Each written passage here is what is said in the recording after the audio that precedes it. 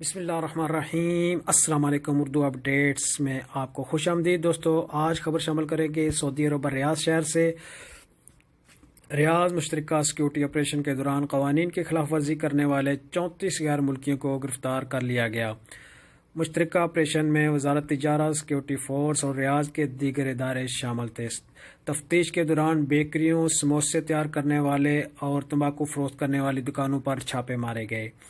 تفتیش کارروائی کے دوران پتہ چلا کہ حفظان صحت کے ضوابط کی خلاف ورزی کی جا رہی تھی۔ اس کے علاوہ اور بھی خلاف ورزیاں سامنے آئیں۔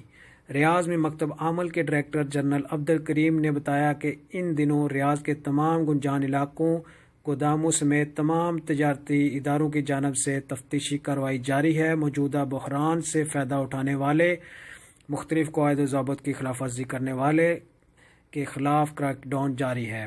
مکتب عمل کے ڈائریکٹر جنرل کے مطابق متعلقہ اداروں کے تعاون سے آئندہ بھی چھاپہ مہم جاری رکھی جائے گی تاکہ اس بات کا اطمینان حاصل کیا جا سکے کہ تجارتی مراکز اور دکانوں کے مالکان وزارت افرادی قوت کے فیصلوں پر کس قدر عمل درآمد کر رہے ہیں۔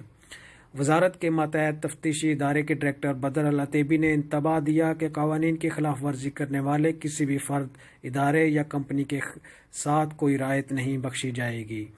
دوستو، اسی کے ساتھ آج کی ویڈیو اختتام پذیر